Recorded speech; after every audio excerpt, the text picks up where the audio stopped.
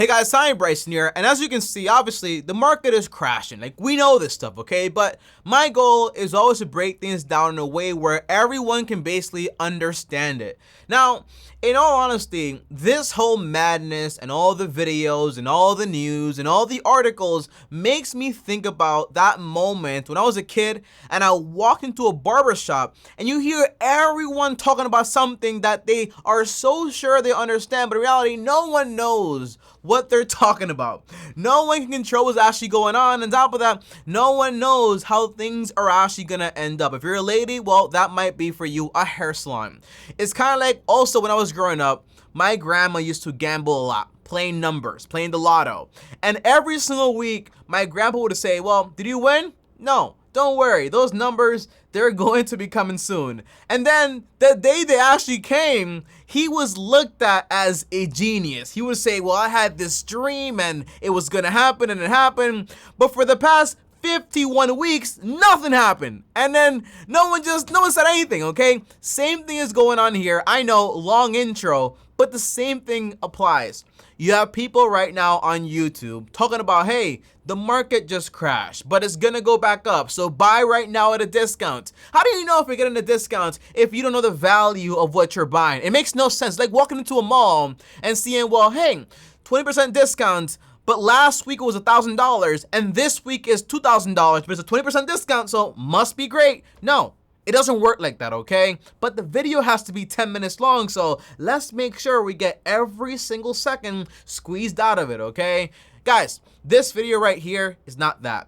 This video is just a reminder to my long-term investors, my day traders, my normal traders, basically all investors out there, to what to do when the market is crashing. When there are variables you, nor I, nor anyone out there can control, can foresee, and we really don't know what's gonna happen. But one big thing is when you're losing money, you might get scared, you might get nervous, but just like in the real world, unless you suffer, for example, from panic attacks, usually you have a reason for being scared. And once you break it down and you fully comprehend it, well, there's no reason to really be scared. So although I'm down right now, like almost 5 figures in the market, I'm not worried. I'm fine. Like seriously, I'm fine. Get some help, okay? No, I'm serious though, like I'm fine, okay? And I'm gonna tell you why, what's going on and everything in this video right here. And as always, guys, like, subscribe, hit the bell so you're notified, and do all that cool stuff because it does help a lot. That way more people out there can kind of calm down and settle down because, hey, everything is going to be fine. I don't promise, okay? You never know with markets. Like, let's be honest here, okay? But the first thing is, Tommy, what's going on right now in the stock market? Well, first of all, guys, you kind of have to understand something, okay, guys?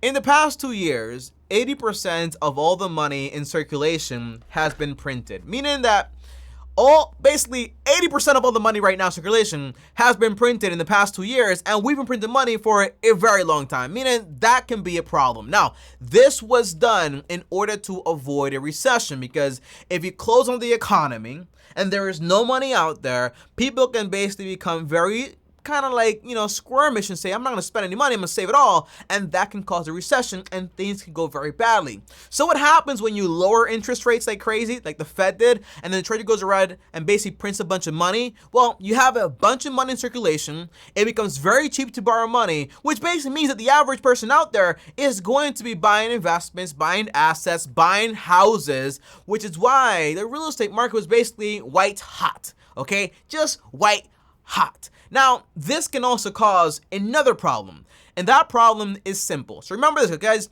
The Fed is going to set the rate, and the Fed is trying to make sure that we don't go into recession, that we don't have hyperinflation, that we don't have deflation.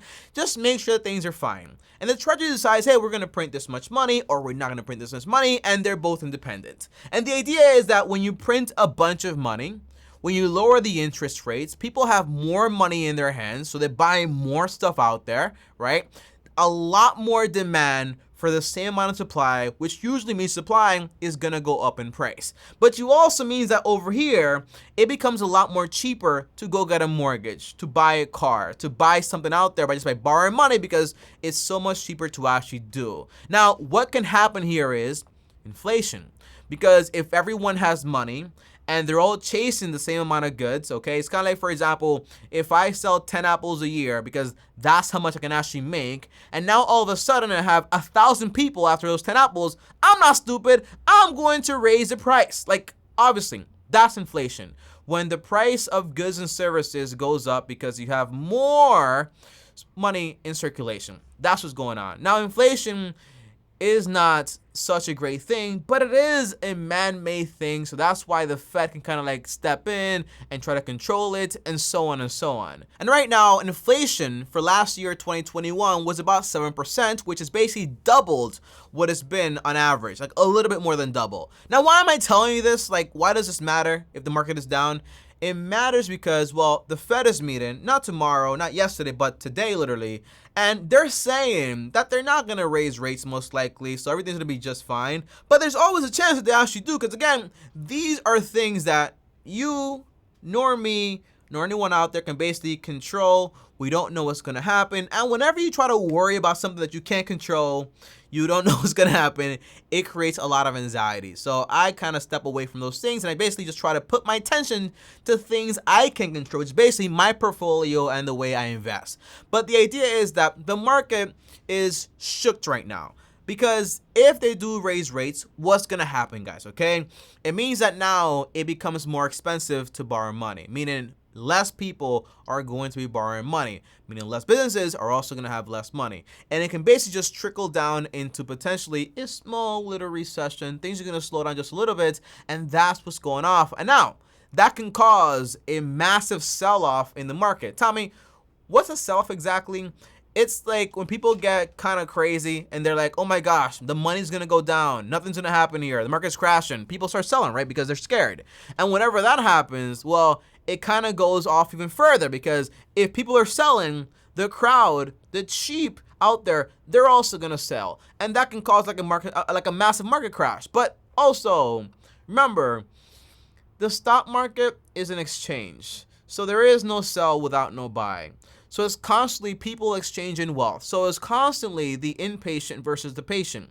The impatient are going to sell like crazy, while the patient are going to buy some more at a discount. But in order to know the discount, you got to know the value of what you're basically doing. You got to know if you're buying something that's actually worth that price or if it's not worth that price. But that's what's causing basically the entire little market crash, okay? The Fed is meeting, people are scared, what's going to happen? Bitcoin is down, oh my gosh, the Nasdaq is down, the Dow is down, S&P 500 is also down, which kind of sucks. And that's how I'm down right now 5 figures, but I'm still not worried. So what should you do exactly? And should you sell right now? Should you buy more right now? The answer is, guys, the real question is, again, what can you control? Can you control the government? No. Can you control the Fed? No. Treasury? No. Can you predict the future? No. So what can you do? All you can do is basically make adjustments to your own personal investments. And all I can tell you is basically what I'm currently doing and what I'm currently changing. And the answer is I'm not changing anything. Because in reality, the way I invest, which is basically just for the long term, the boring stuff. If you want to copy it, link down below to M1 Finance. When you click it, you know exactly what I invest my money into.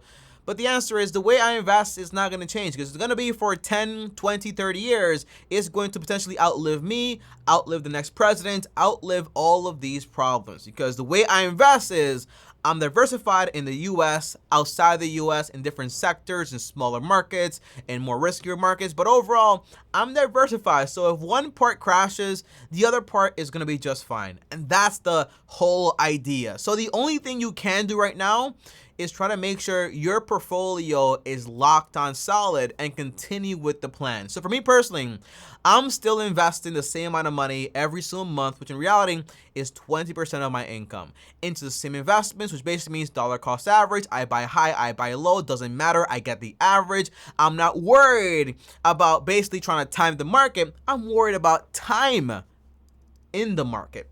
That's what I'm worried about. But Tommy, what if I invest my money into things I don't understand or I'm not confident in? Like, what am I supposed to do then, okay? Well, I had a call earlier this week with one of you guys, which I love these calls. If you want to join me on these calls, the link is down below. You can join me for free. Yeah, free calls to talk to me. Don't know why you would want to talk to me, but if you do, the link is down below. We talk money, finance, and personal and all that stuff, okay? But this guy called me and told me, Tommy, I'm down $15,000. in cryptocurrency, and I'm only left with 5,000. I laugh because it's funny, and I'll tell you why it's funny. And I asked him, well, do you understand what you're investing your money into? And he said, no, not really. I'm just putting money into something because it's going up right now, but now it's going down, and I'm worried. I don't know what to do. And I'm basically in a lot of debt. Should I use this money for this, or should I use the money for that? The answer is, guys, if you don't know what you're investing your money into and the price goes down, it doesn't give you confidence to go ahead and say, I'm going to buy the dip, because the dip only exists if you know what that asset is actually worth. Does that make sense? Kind of like saying like, hey, I have, for example, this car. The car is worth $10,000. You know that. The market says now it's worth $8,000. So what are you going to do? You're getting a 20% discount. You're going to buy that car right now, because eventually, once the market switches or flips, it's still worth $10,000, and it's going to basically land you a good profit. But if you're going to be buying this car and you don't know what the true value is, only the market value, it's going to give you some issues. So that's the idea. If you don't know what you're doing or what you're investing into, the big question is, well, do I keep this up, or do I cut my losses and basically buy things I really understand, like index funds and ETFs, or just, for example, do my own research? Or do I wait until it goes up and have that happen, or will it go up? Because, by the way, the market can go all the way down to zero. Like, well, not the entire market, potentially. Theoretically, it can. But what I'm saying is that company or that coin, whatever you're investing into, it doesn't go down just 20%. It can go down all the way to zero. And there are no guarantees unless you truly understand what you're getting yourself into. Now, guys, before I go, I want to leave you guys with a little joke and a little reminder. You know, I wish I had that newspaper, but I don't. Like, Warren Buffett does have it in his office, but I just don't have it. I don't even know. When's the last time I read a newspaper? Like, I don't even think I've ever read a newspaper, okay? But the idea is, okay, 1929, there was a market crash that basically lasted 25 years for the stock market to actually recover. Remember back in March, during the pandemic, we recovered very quickly from that. But imagine if we were still down like that 50%, 75%, like whatever it is, okay? That's a massive issue. And imagine if it basically lasted 25 years or 30 years for it to actually recover. And you might not think that's an issue, but it is an issue, because right now, baby boomers are retiring, and these people, they need money, and they did the normal stuff. They went out there, they went to school, they got the job, and now they're working on Social Security. But if they don't have any money in the 401k, it's gonna be an issue, okay? So the idea is, obviously, that's not what's happening right now, but that's a very strong contrast. When you think about a real market recession crash, think about 1929 and how it took 25 years, almost 30 years, for the actual market to actually recover. That's a real problem. And for everyone that's on YouTube screaming, the market's gonna crash, it's gonna crash, and I do this every single year, just like my grandpa, the answer is one day they will be right. But you're better off putting money into the market than you're going to be not putting money into the market. And for all those people wondering, Tommy, well, is this the time to diversify, for example, into silver, gold, and Bitcoin? The answer is that's not the game I play.